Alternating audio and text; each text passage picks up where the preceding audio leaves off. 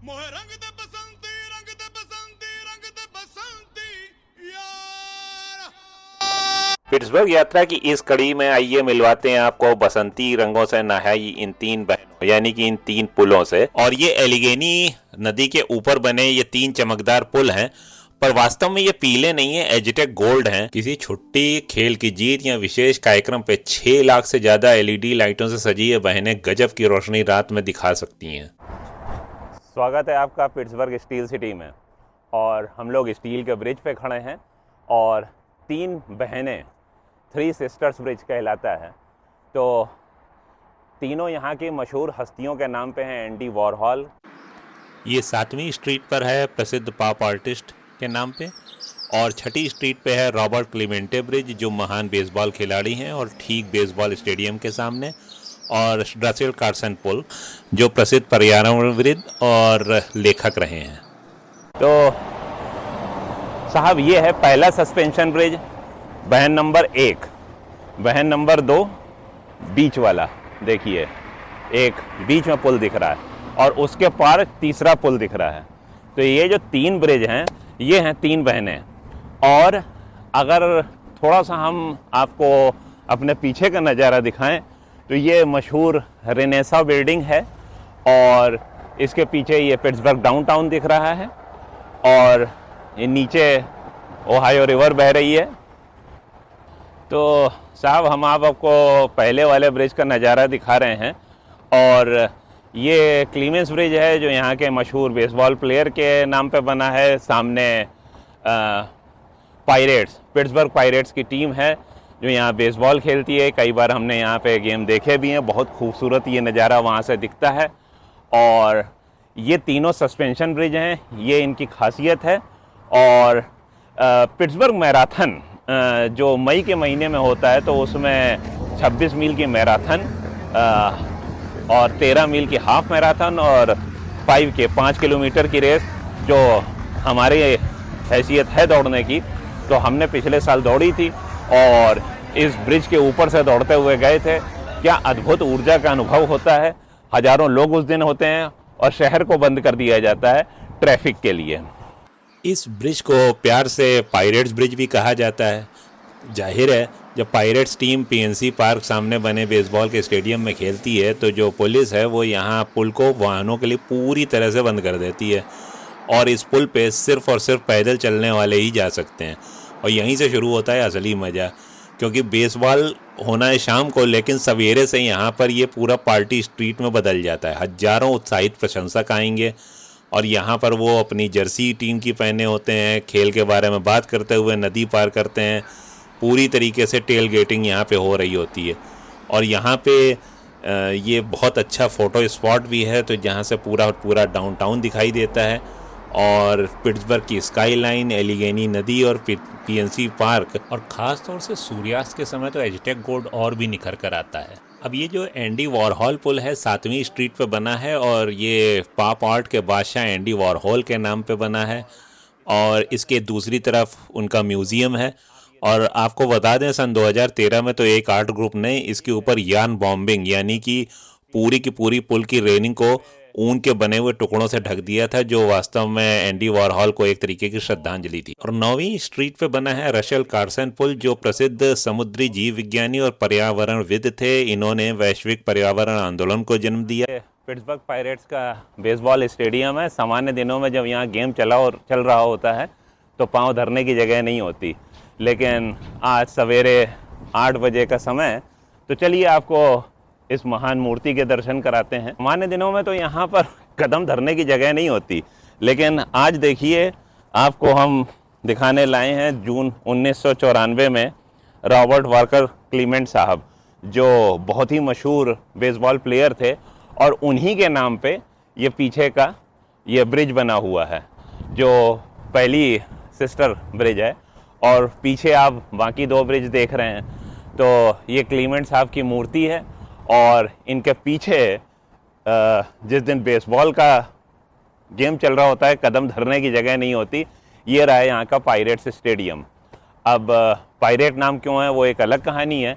बाकी पीछे अगर आप ऊपर देखेंगे तो 3 झंडे पेंसिल्वेनिया स्टेट का, बीच में यूएस फ्लैग और सबसे किनारे पिट्सबर्ग पायरेट्स का फ्लैग फहर रहा है। तो ये जो हम पायरेट्स स्टेडियम में खड़े हैं और मेरे पीछे कुछ नंबर दिख रहे हैं 33, 21, 40। मुझे भी कौतूहल हो रहा था कि आखिर इन नंबरों का मतलब क्या है। तो फिर पास आने पे दिखाई दिया वास्तव में जो मशहूर प्लेयर हुए हैं अपने अपने ज़माने के बेसबॉल के, उनकी जो जर्सी का नंबर होता था वो उन्हें डेडिकेट किया गया। यहाँ पे वो बेसबॉल की गेंदें बनाई हैं और उस पर उनकी जर्सी के नंबर लिखे हैं। पिट्सबर्ग की बेसबॉल टीम, जिसका ओरिजिनल नाम तो एलेगेनीज था, पायरेट कहाँ से पड़ गया? बात है 1890 की, जब फिलाडेल्फिया की जो टीम थी उस समय उसका नाम एथलेटिक्स हुआ करता था, अब आजकल फिलीज कहलाती है। उसका एक प्लेयर था लुइस बी ए बार्बर, जिसको इन्होंने धोखे से साइन किया। वास्तव में फिलाडेल्फिया वालों ने उस खिलाड़ी को रिलीज किया था, लेकिन पिट्सबर्ग वालों ने फायदा उठाया और उसको साइन कर लिया। पिट्सबर्ग के इस खिलाड़ी को फिलाडेल्फिया वालों ने पायरेटेड करना शुरू कर दिया कि इन्होंने जो चोरी करी है, और ये सब दोनों के बीच में रस्सा कसी चलती रही। लेकिन फिर यहाँ की टीम ने 1891 आते आते ये पायरेट नाम अपना ही लिया। पार्क कुछ इस तरह से डिजाइन है कि जब आप मैदान के अंदर बैठे होते हैं तो पिट्सबर्ग का शानदार स्काईलाइन, जो गगनचुंबी इमारतें, उनका नज़ारा आपको दिखता है। और बाहर तो आपने देखा ही 21 फुट ऊंची मूर्ति। लेकिन सबसे मज़ेदार बात यह है कि स्टेडियम के अंदर से बेसबॉल को नदी में पहुंचाना काफ़ी दुर्लभ माना जाता है। और पहली बार ये कारनामा सन 2002 में डैरिल वॉर्ड ने किया था, जो होम रन मारने के दौरान पहली बार उन्होंने नदी में गेंद पहुंचा दी। यहाँ एक इवेंट होती है होम रन डर्बी, उसमें तो कई गेंदें नदी में गिरती हैं और जो प्रशंसक हैं वो नावों पे यहाँ सवारी करते हैं और उन गेंद को पकड़ने की होड़ लग जाती है। ऐसी गेंद मिल जाए तो वो पिट्सबर्ग में सोविनियर मानी जाती है। पायरेट स्टेडियम में पेरोगी रेस की चर्चा ना हो तो बात अधूरी है, और ये रेस हर बेसबॉल गेम में होती है 5वीं और 6ठी इनिंग के बीच में। पेरोगी वास्तव में पूर्व यूरोपीय पकवान है, एक तरीके की भरवा डम्पलिंग, और यहाँ पर कॉस्ट्यूम पहना दिए जाते हैं अलग अलग। और कुछ लोगों को जैसे चीज़ चेस्टर, पोटैटो पीट, हलापिनो हैना वगैरह वगैरह, सबके अलग अलग रंग होते हैं। लोग उनको खूब चीयर अप करते हैं और ये लोग आपस में कभी कभी एक दूसरे को धक्का मारते हैं, अलग अलग तरीके के करतब करते हैं, जिससे लोगों को बड़ा आनंद आता है। और ये रेस देखने के लिए भी जो है बहुत सारे लोग आते हैं। पॉइंट पार्क, तो ये जगह ऐसी है जो पिट्सबर्ग के बीचों बीच मौजूद है, और जैसा इसमें बनाया गया है कि पॉइंट ऑफ कॉन्फ्लुएंस, और इसे ये कहते हैं car. Watch out, come this way. You're in the way. साला यहाँ कार वाला कहाँ से आ गया? It's a park ranger. अच्छा, Okay.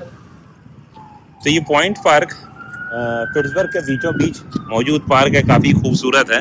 और अभी आपको इसकी पूरी विहंगम दृश्यावली दिखाते हैं।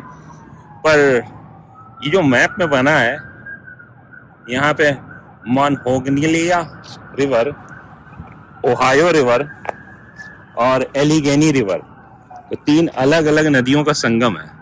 मज़े की बात है कि पॉइंट पार्क में एक समय में एक नहीं बल्कि 2-2 किले बने थे, और ये फ्रांसीसी और ब्रिटिश लोगों के बीच के संघर्ष का केंद्र था।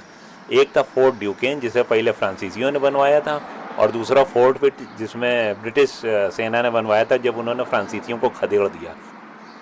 फोर्ट ड्यूकेन, जो कि फ्रांसीसियों का किला था, 1754 में बना था, और जब ब्रिटिश सेना ने 1758 में यहाँ पर आक्रमण किया तो इन लोगों को अंदाज़ा हो गया कि ना तो इनके पास में ज़्यादा सैनिक हैं और ना घेराबंदी के लिए पूर्ति। तो भाई लोगों ने 1758 को वहाँ पीछे हटने से पहले कि ब्रिटिश सेना को ना मिले, किले को पूरी तरह जला के दीवारों को उड़ा दिया और इमारतों में लगा दी आग।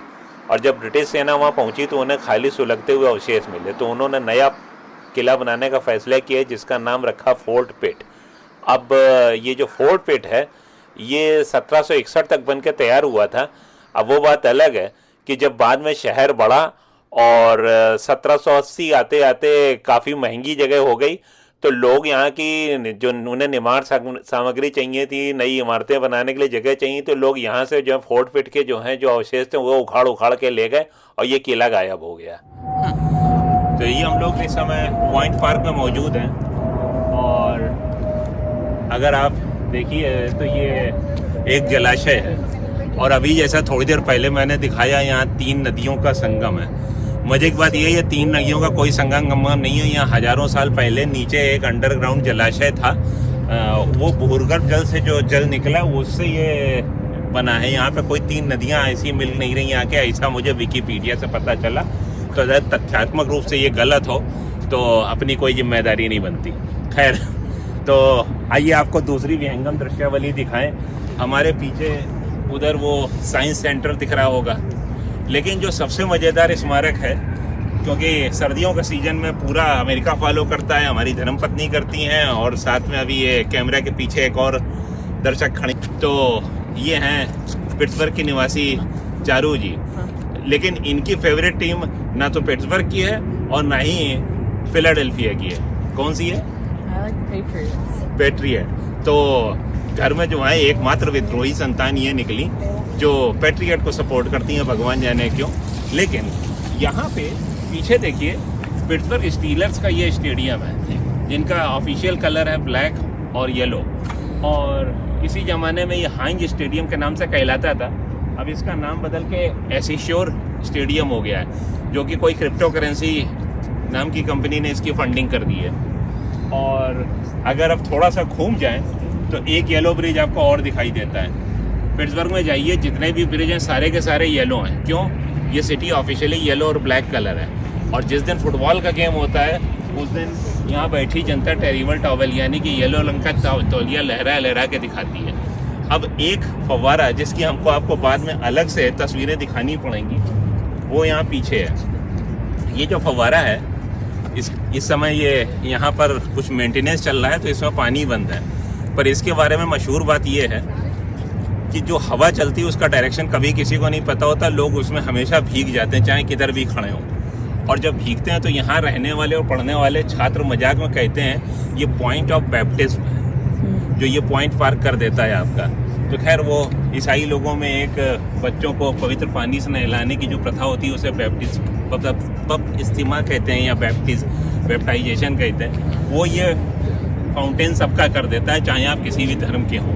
तो एक तो इसकी ये खासियत है। दूसरी, आपने यहाँ की नदी देखी ली, इस समय पानी ठहरा हुआ है तो अच्छा खासा गंदा है, तो इसके अंदर आचमन करने की कोशिश ना करें।